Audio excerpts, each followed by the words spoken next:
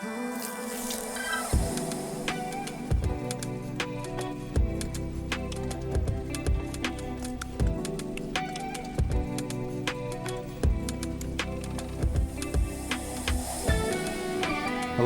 and we're excited to get to talk to you. And I don't really think about all of the ins and outs of what goes on in our world all the time. And to a large degree, I'm a voracious reader, and I tend to read the big epics and the panoramic view as opposed to the snapshots. But it is certainly a unique and amazing time that we're living in. And it brings us to a place to where it is incumbent on us, no matter how lonely that may be, to give deep and critical thought to the issues at hand. And we're going to do that. We're going to unpack some of those things in the very near future. And what I want you to understand is that I'm really not just interested in just kind of doing, slapstick thrown together. I want to convey my thoughts in a rational, logical, and systematic way. It's the way I think. It's the way I read. It's the way I study. And you have to realize that truth is never going to help you win a popularity contest. And if we were trying to be the most popular person in the world, it is without a doubt we would not have gotten into being the preachers of the gospel and the articulators of the truth and the complexities around the kingdom of God. Now, it can be lonely out there, and you can feel alone. And don't feel alone in the sense, there is an end to all things, no matter how great they are. And there will be an end of the age. There will be an end of time or the world as we know it. And these current events may at this point feel like you are already there. And by goodness, you're setting on the precipice of the end of all things. I want to encourage you.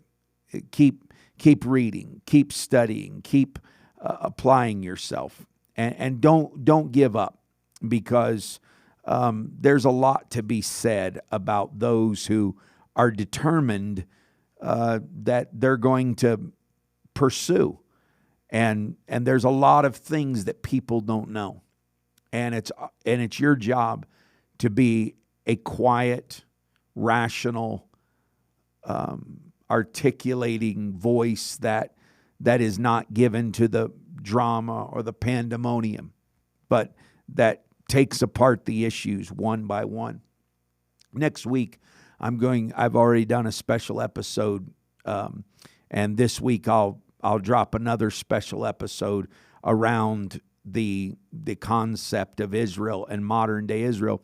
And I want to do an episode that talks about, is the modern nation, secular nation of Israel, are those the chosen people of God? And I'd like to answer that biblically and apply a worldview. Now, that will be a theology that I will lay out and extrapolate on the podcast. But for the present, right now, I just want to talk about some simple things to help people navigate through the current crises. And I'm going to get into the loneliness of being a sole or single voice of reason, and maybe in your family, in your community, or in your relationships. There's a lot of things, basic facts that people do not know, and they don't take the time to read it. Like one of the facts that everybody needs to be cognizant of is that Israel is the only country in the Middle East that has been an uninterrupted democracy since its founding in 1948. Every other country has vacillated between some level or form of the democratic experiment and a monarchy or a tyranny at worst. And so after the United Nations granted the Jews a state following the horrors of the Holocaust, the Arabs got granted the same state as well. And they got granted a state at that time, but they chose to refuse it and start a war. Another thing that I'm hearing in the news is that Israel is a colonialist state.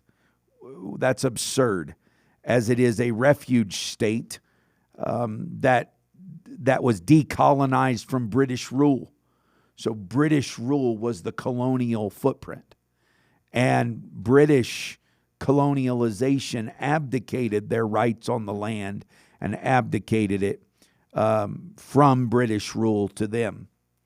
Another thing that's deeply troubling to me as I listen and watch some of the news is that people call Israel an apartheid state, which is absurd when you know that the third largest political party in Israel is an Arab party. If it was an apartheid state, you couldn't have an opposing Arab party, political party in it. So by the definition of apartheid, it cannot be called that. Another thing is that some people see the entire problem in the Middle East as an Israeli-Palestinian conflict, kind of a David and Goliath, strong man, little man thing. And the story that pits an army less people, the Palestinians, against one of the most militarily advanced and technologically advanced societies in the world, which is Israel. It's easy to cheer for the underdog, and I think that's what people are doing. But this dynamic is categorically not the case. The conflict is not between Palestinians and Israel people, but rather between the whole Arab world and Israel. 21 Arab countries, a population of approximately 423 million people against the Jewish state, which has a population of approximately 9 million people. So when you're getting into in that matchup, who is the David and who is the Goliath? Obviously, it's the Arab Union. And so you've got to walk your way through this, and you've got to figure out what do you believe and what are you going to adhere to. Here's another interesting thing that nobody's talking about is that in the very beginning, when hardcore Islamists with ties to terrorism were sailing back in 2010 from Turkey to Gaza, there was a blockade in Gaza Strip from them that was imposed by two forces, two entities that joined together to impose the blockade of the Turkish influence that was coming in 2010. And that was Israel and Egypt. Yes, Egypt. And so one must wonder why does an Arab country, the Egyptians, why are they so hard on the Palestinians of the Gaza Strip? And why are they so hard on those people? And so when you're trying to lay out the facts and you're trying to explain history and the context of it, what you realize very quickly is that you're kind of a lone figure, and it can be forlorn and sad because you're trying to raise your voice in a world that is screaming and chanting and protesting based on the lunacy of their own emotions. And so I want to use my time here to encourage people to be that lone lion, to be that stalwart figure of a past who is a deep and critical thinker. And to think critically, you have to give it time. It takes time. And, I saw a picture the other day, and Thomas is going to put it up. So if you're watching this, to me, this is one of the saddest pictures in the internet. In 1925, a man was flying from Casablanca to Dakar. And as the plane crossed the Atlas Mountains, he took a photograph of a Barbary lion. Now, the Barbary lion, also known as the Egyptian lion, was the mightiest of all lions. And it was a renowned beast. It was coveted in the gladiatorial games. It was something that was, you know, you have sharks, and then you have these massive megalodon sharks, you know, teeth as big as a pie plate. Well, the lions were humongous animals. Go read it. In fact, when the Roman gladiators fought lions in the Colosseums, it was always a Barbary lion they would fight. It was the largest, fiercest of lions, and it had a mane more pronounced and spectacular than other types of lions, especially the ones that we know. Barbary lions likely developed their long hair and manes because of lower temperatures in the Atlas Mountains than in other African regions, particularly during the winter. Now, species die out all the time, and there's more species that are dying, but some creatures make you feel something, and the Barbary lion is on such a scale. Okay, it's a remnant of an age long forgotten, a piece of antiquity, the true Lion King. And then in this picture, there you see him walking in the sunset, a mighty Egyptian lion. He has no pride, no wives, no cubs. He's alone. He's kind of the last of the breed type thing. And as he walks away, you wonder, is he aware that he's alone? Is he aware that his species is dying out? Is he searching for someone else of his species somewhere in the vast desert?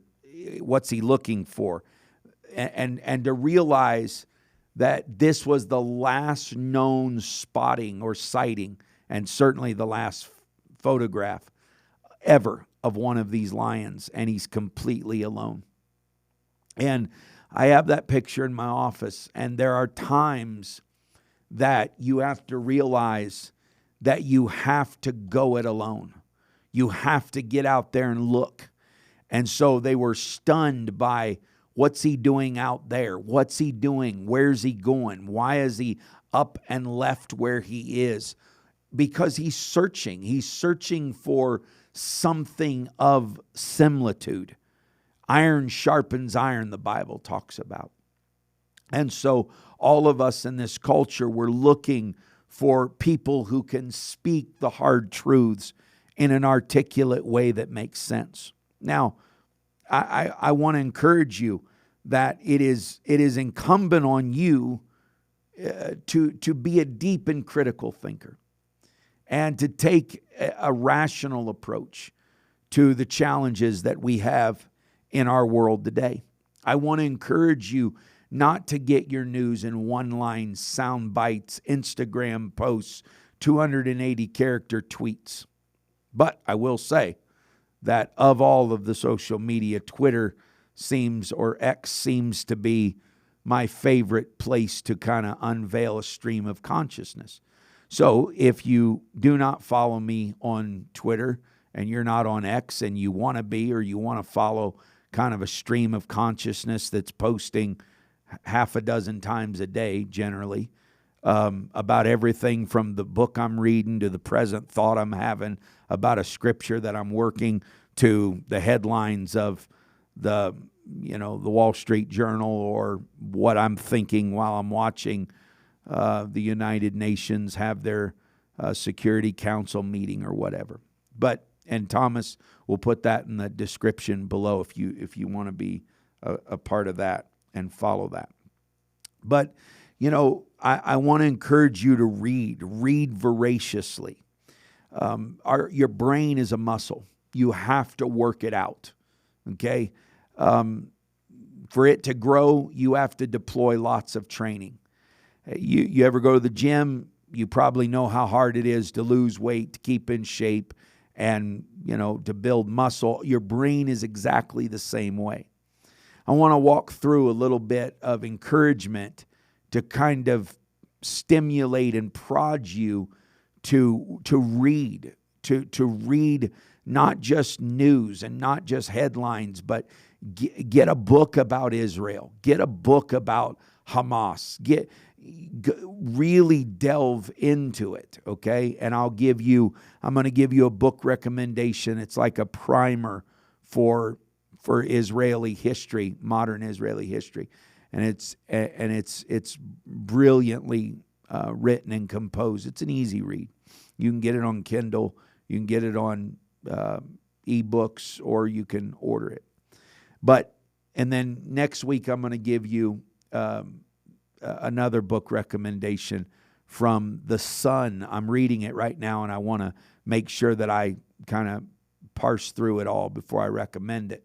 And so when I'm recommending you a book, I've really read it and kind of studied it out. But next week I'd like to recommend a book, providing that the second half is as good as the first half, from one of the Hamas founders, the leader's son, who defected from Hamas and went to Western civilization and just said, you guys, they're out of their minds. And so to get the full understanding of what you're dealing with in your world, in your culture, you have to read in depth. We have to feed our brains with constant challenges. If I was, I've watched men that are polyglots, and I have great respect for men and women who speak multiple languages, but there's also people that are polymaths. And these people, that they not only, like a polyglot speaks multiple languages, but a polymath is somebody that is so wide-ranging in their subject matter that it's almost like no matter what side, you can just tap them and off they go. They're deeply read, and I have great respect for them. Thomas Jefferson was a man like that. Henry Kissinger, Albert Einstein, Stephen Hawkins, Thomas Sowell, and many others. But even in their old age, they remained extremely sharp. And one of the best ways to remain sharp is to continue reading. Reading books is one of the best ways. Listening to audiobooks, podcasts, interviews, watching documentaries. All these are good ways to challenge your thinking. But reading is a different type of a game. Reading is not like watching something. When you read, let me read you how Jordan Peterson describes reading as opposed to superficially watching something. Quote, a book is like a portrait as opposed to a photograph. A photograph is a click. That's that. A portrait, you layer it on. Layer on another layer, and then put another layer on it. You still have the same image. You still have the same person. You have the still same subject matter. But there is a depth to it. A book is the same. It enables you to think, rethink, think, and rethink the subject. So that by the time you go deeper in a book, and you go deeper in critical thought by reading a book than you do any other medium, that is, neuroscientists have substantiated that claim. You become an expert in a niche as opposed to YouTube videos where you are concentrated more on the visuals, the storytellings, the animations, and the quick snapshot decisions that are made. In a book, as you delve deeply into it, your brain is constantly challenged. Your brain is under stress to remember, where did I stop and where am I picking up now? What was this again that I was, it wants to understand. It fights to learn. It learns. It fights to learn again, and it learns to fight. It becomes sharper every single day. So what are the main features that help someone's brain expand? Reading is changing your mind. I have never read a book that it did not change my mind to some degree. Now, it may not have totally refaced and resurfaced the whole argument, but I've always learned something. And sometimes I learn something even when I'm reading an opposition piece. I'll learn something about me. I'll learn that I don't have a good articulation of it, or I need to explain it better, or I need to have an answer for the hope that lieth within me. Okay? And this, to be exact, when you get into this, reading is changing your mind, not only in thought, in general thought, but physically it's changing your mind. Okay? I'm going to read you something from a neuroscientist. Using MRI scans, in my research, I have confirmed that reading involves a complex network of circuits and signals in the brain. Like our muscles, as your reading matures, those networks also get stronger and more sophisticated. To be exact, the left part of our brain, which is associated with language reception, is under stress during reading, which helps the brain learn. And if this can continue for several days, let alone weeks, let alone months or a year, if you are constantly reading, your brain is constantly learning. And as a result, you are becoming physically altered through the pathways of your own consciousness. Now, you kind of think of your brain as kind of a gym session, okay? No wonder it's so difficult for us to keep applying ourselves. It's just easier to grab, the Cliff Notes. It's easier to just go on YouTube and watch someone talk about it. It's easier to just, kind of let's just watch somebody preach about that chapter instead of us sitting there and critically thinking about it. I'm going to read you a couple things that the neuroscientists are saying. And here are some other features that come along with the discipline of reading. You will encounter new words while reading. Always you will. The more you read, the more you will be exposed to new or unfamiliar or unused words. And as a result, your mental dictionary will improve. That's the first thing that you will notice after reading for a long while. And you'll start using those new words in conversations, which helped immensely deliver new ideas in creative ways. This improves the success rate of a great discussion because you start communicating more effectively. Okay? There's a subsidiary thing. Okay? You'll notice a huge difference in your writing. Okay? Your writing style will change in 3 months of reading, they say. Articulating your thoughts will become more easily, expressing yourself more accurately. Now, the other thing that will happen if you begin to read, okay, is you will explore new worlds. You'll get an imagination boost.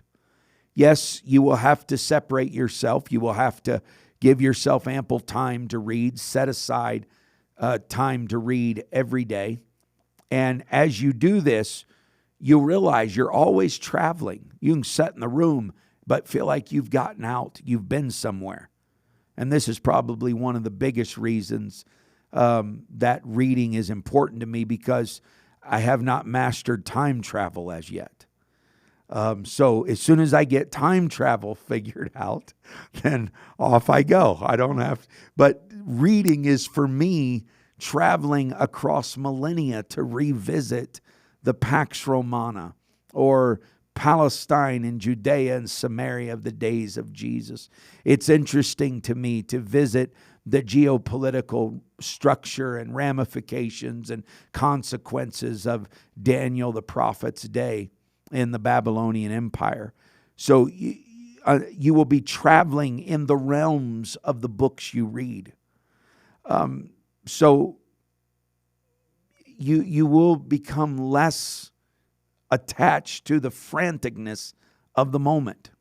Now, here's another thing that you will get is because you time travel, you become less dramatic. You do less of the sky is falling thing. You do less of the alarmism that, oh my God, it's all coming to an end and what's going to happen now.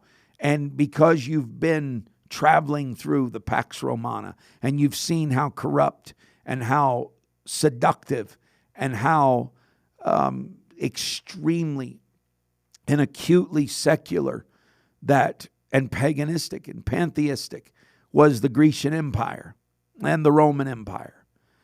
You just start getting this faith of, oh man, if they could have a church then, we're good now. Reading the Roman spirit and the Roman zeitgeist will give you and inoculate you to fear and fear-mongering in the current and present place. It's like you're free because you begin to read and say, if Jesus could establish a church in this pathetic, God-forsaken, God-abandoned. Oh, wait, it's not God-forsaken. It's not God-abandoned. It's actually God came to the world at that time. Well, my goodness. If he can do it then now's a no-brainer. Most of the stuff that the leaders of Jesus' day were committing every night is illegal today. You'd go to jail for it. You'd be harangued for it. But it was nothing. And so Jesus chose the worst of time to bring the best of news. So what happens is that it doesn't matter what book you're reading, you're almost always on a ride. Okay, it can be a biography, a memoir, but you're in the shoes of the author. You're experiencing someone else's worldview and life, and you become.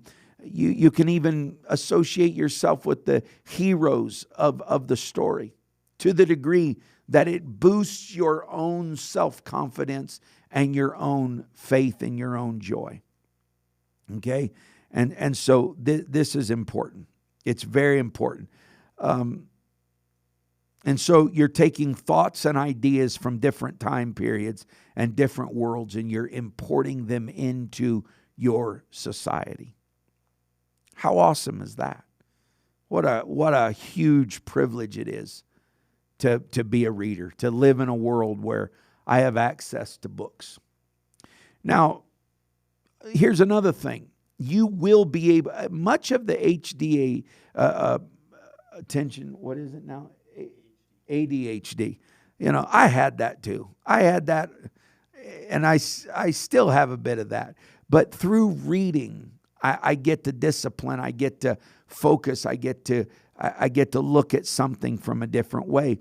And one of the scariest ongoing pandemics of today's world is the overuse of social media. YouTube, almost like a zombie. They just go on and everything someone says, there's no filter, and you know you're learning how to get everything in 1 minute or less. And I think they told me one time I was trying to do an Instagram post, and they said it's got to be under 45 seconds. Nobody's going to watch it if it's over 45 seconds. I'm like, dear God, how in the world do you say something? You know, we're in a world where it's just get it out in 280 characters and get it said in under 45 seconds. How shallow are we going to become? Our attention span becomes extremely, dangerously short. And so you almost are a generation of junkies, a dopamine hit by every little cross-examination of every shallow thought, premature conclusion, and hypotheses or news source. That's exactly why we should be reading books, because the process of reading is slow. You can't, like some people ask me all the time, how fast do you read? I said, as slow as I can. Well, who's trying to read fast? The whole exercise is so that I can truly get the information and I can truly inculcate it. I can let it, I can marinate in it. I can write notes in the margin. I can underline. I can ask the author questions. I can challenge my own presuppositions. How fast do I read? I read as slow as I can. Now, that doesn't mean that I'm just like, cat in the hat reader. I'm not trying to act like I'm a slow reader. I just try to read slow. And that's exactly why we should be reading books. Because when you're reading, you got to be 100% focused on the process, right? That's why you got to be asking yourself questions. What do I think about this? What do I think about that? I know I'm going long. I know we've hit 30 minutes and I got to go. But I underline things in different colors. Blue means I don't know enough about this subject. I need to grow on it, learn on it. Red, I love it. Copy and paste. I'm going to use it in a speech, a lecture, a podcast, a Twitter post. I'm going to use it in a sermon. I just love it if it's red. I'm going to use it one way or another. Green, I hate it. I disagree with it. I fight back, push back, ask questions, challenge the assumptions of the writer. That way, and then black is just interesting to me. It just caught my eye. And then I'll highlight, and my highlighters have a different rationale and reasoning. Now, I've got a little card that each one of my children will get, and my wife will get at my passing. And they'll get these little cards. They'll be able to open up any book I've ever read and say, whew, Dad didn't like that. Or, man, he really, really liked that. Or, yeah, I remember when he preached about, Jews not eating pork. He used this section of a book on parasitic diseases. Yeah, I remember that. And so I'm trying to make my library this essence of where I've been and what I've thought and what I've accumulated through my life. And that's why my papers will be just as important as my library, because my papers coincide with my library. Okay? But be that as it may, you got to be 100% focused. And if you can be asking yourself questions, challenging your presuppositions, all that's going to make you be a better reader. The only way to understand the material in front of you is to exclude the distractions and the constant jabber in your head. And we can't concentrate on our works, our lives, even our hobbies we can't concentrate on, because at the present moment, we are inundated by distractions. People are slowly realizing the depth of this problem. Introducing reading into your life will help you fight that. It will help you go out and try to find something, someone that is a deep and critical thinker. And if you do, you're going to sit down with people who are the most interesting people in the room. Okay? Optimize your reading list. Ask people, what should I be reading? Even I just read 9 of the most dangerous leadership books on planet Earth. I read all 9 of them. And I don't like any of them. I disagree with all of them. They're all horrible. I think I did a podcast on the one called 48 Laws of Leadership or whatever. I hated them. But I read all 9 of those books, because so much of that is inculcated in the way the Gentiles think and the way the secular world makes their assumptions. And so I'm challenging you, read. And if you can't read books, then at least start reading newspapers. At least start reading peer-reviewed journals. At least start reading something where you have a sense and source of a moral compass in you that says this is helping me understand a deeper thought life. And so, because we are the counterculture, we always have been. That's why we were persecuted and martyred throughout the ages, because all through this, we were persevering. We were the counterculture because we were the deep and critical thinkers. And so you may feel like that lone lion who's out there, and you are a vanishing breed, last of a breed, that you are a diminishing class. But I encourage you, you're not. read together. Our college and career group here in Truth Church, not always, we're not right now, we're just going through parts of some things on leadership. But last semester we read books together, and I don't care, you don't have to be a young person. If you're going through college or you're young and you got a career and your life's ahead of you, you better get around people who's talking into your empty head, trying to shake you and challenge you and say, what are you doing with your life? And so if you go to Truth Church, you need to be a part of college and career. You need to be challenged. You need to be made to read things and posit questions and challenge your own existing assumptions. And all of this creates a deeper thought, a deeper pattern to say, God, help me think more than just the superficial and the shallow. Because if I can't think, Jesus said, if you don't love them who you can see, you can't say that you can love me. And so by the same token, if I can't love and deal with the issues that are in my world, I'm probably not going to care much about the issues that are out of this world. And so it's important that we always remember who we are. We are the ones that are the counterculture.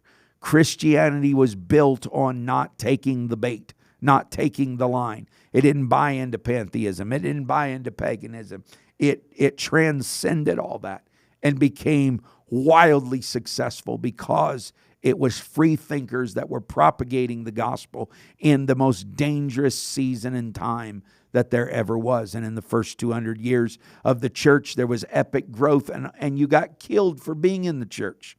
But yet, because they were daily in the temple teaching, going house to house, breaking of bread and fellowshipping in the apostles' doctrine, there was an explosion of growth. And so I encourage you, don't just stay in your cave and die. Come out, move around and see, is there anybody out there that's resisting this stuff? Is there anybody out that's regurgitating it and standing up and speaking and trying to find a balance in a world that has gone full tilt? And I'm sure that you will not be like that Barbary lion who will walk itself into oblivion. I am sure, I am positive that the truth, the Spirit of God, will lead and guide you into all truth. And you will find others who are just as adamant, just as engaged to get out there, to learn, to chew on the hard issues and grapple with them. And so give attendance to reading the Word of God. Open your Bibles, meditate, have family discussions about the Word of God. Pray for light and illumination. But please, please, I beg you, for the love of God, don't let your brain shrivel and your thought life shrink. Work it out. Challenge it. Stress, make it go through stress. And the more you coddle your brain, I don't read books that big. I don't read new. Go ahead. Pretty soon, you'll find that your brain has grown flabby and unable to concentrate and unable to keep a coherent thought. And you're just bouncing all over the world thinking about other things. Start reading small booklets. Start reading pamphlets. Start reading newspapers. Force yourself to read an article through page 1 to page 6 to force yourself to grapple with the issues of life and think deeply. Force yourself to read a chapter of the Word of God and to mull over it, think over it, pray over it, write questions that challenge yourself. But for the love of God, don't just give up because you're tired and because you're weary. Keep on pressing, keep on searching, and the Spirit will lead and guide you into all truth.